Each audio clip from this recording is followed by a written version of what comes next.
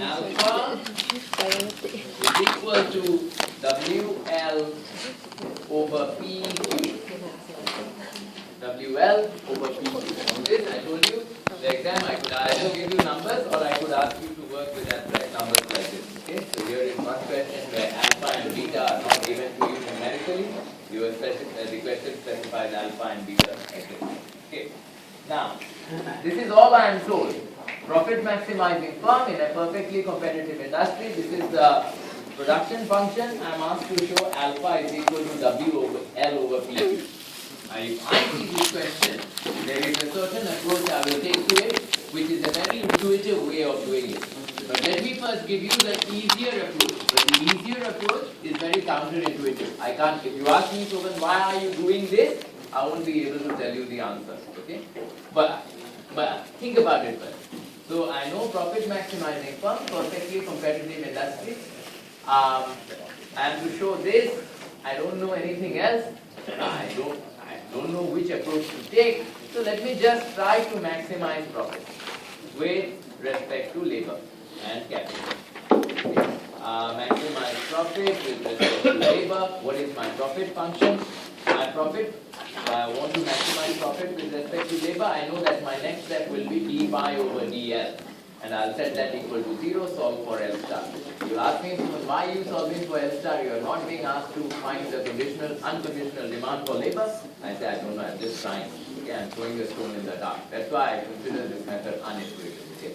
Alright, let me show this to you. Then I'll show you what is the intuitive method. What would I do if I was writing these methods? Okay. Maximize profit with respect to L. What is my profit function? I am in a perfectly competitive industry. Price is fixed at P because I am a price taker. Okay, price is fixed at P.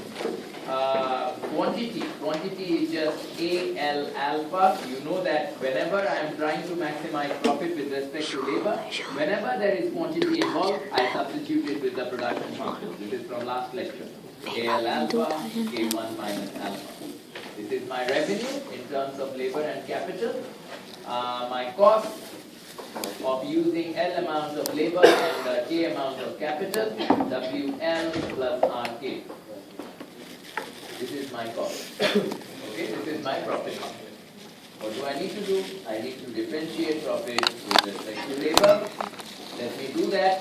Once I do this, I notice that here I'll just get a minus W. From this part, I'll get a minus W. From here, I'll get P, A, alpha, L alpha minus 1,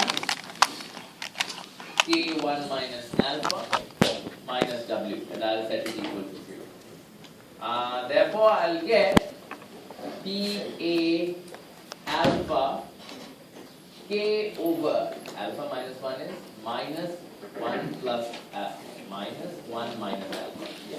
So K over L, 1 minus alpha equals W. Notice, once I come to this stage, I look at what my question is asking me to do. My question is asking me to express alpha as a function of W, P, L and Q.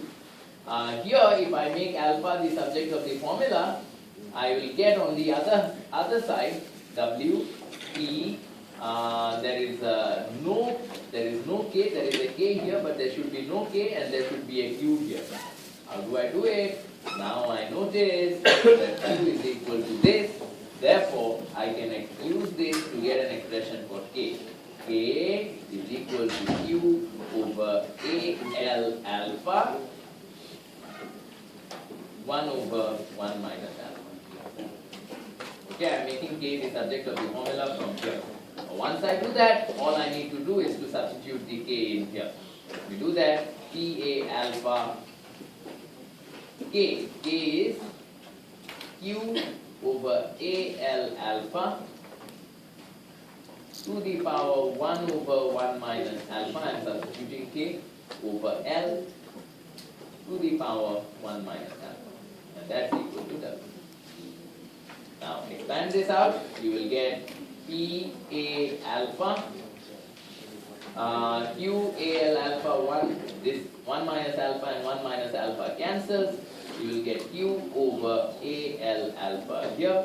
divided by L also has to go to the power 1 minus alpha, L 1 minus alpha. And that's equal to W. Therefore, you will get PA alpha Q, L over 1, 1 over L, Q over A, L alpha, L1 minus alpha, you will just get an L equal to W. I'm just simplifying, okay, using it. Now you notice you have everything that you need. A cancels. You need to show that alpha is equal to WL over PQ. You have an alpha, you have a W, you have an L, you have a P and a Q. All you need to do is to make alpha the subject of the formula. Alpha is equal to WL over P. So, this is what I'm asked to show. Why am I doing this? I also don't know. If you ask me to explain why this, that's why. If I was in the exam, I wouldn't do this. What would I do in the exam? I would use all the information that I am given. I am told that I am in a perfectly competitive industry and I am a profit maximizing firm. So if I am a profit maximizing firm in a PC industry, I know that my price must be equal to marginal cost. I know this much. And marginal cost, I know is a function of. So I will try to derive this relationship from this connection. That is what a profit maximizing firm in a perfectly competitive industry does. In order to optimize output, it equates price is equal to marginal cost. The problem is, I don't know my marginal cost. In order to get marginal cost, I must first get a total cost function such that I can do dCQ over dQ and then get marginal cost. Right? I first need this. A total cost. But I know how to get a total cost function. How do I get the cost? A firm which faces this technology, how do I get a total cost for producing any level of output Q? You know that already. Step number 1 is to give yourself the iso quantity. Your iso cost line is W over L, R. Therefore, you are looking for the conditional input bundle, L star, K star.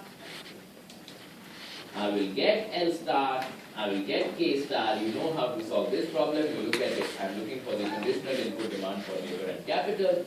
Once I get L star and K star, I will get PQ. PQ is nothing but W L star plus R K star. I will get this expression. Once I get this expression, you know that this will be a function of Q and W and R. You know this. I will differentiate this expression to get marginal cost. Once I get marginal cost, I will equate P to marginal cost, and then I will make alpha disappear. That's what I do. And notice, alpha and 1 minus alpha are not specified here, no numbers here. So when you get a function for your total cost, there will be an alpha in there as well. The alpha is not there.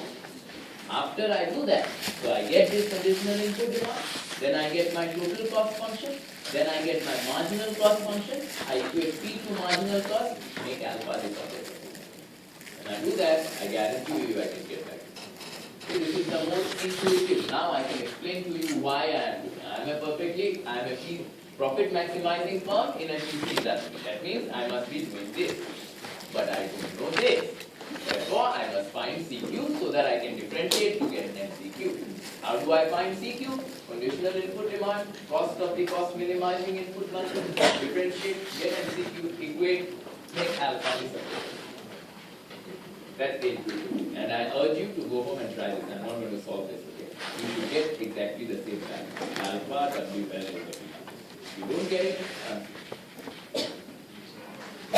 so this is what I would do in the exam. So examiner's commentary, if you have a look, this is what it does.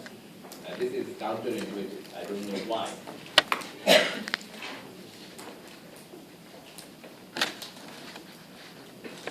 Okay.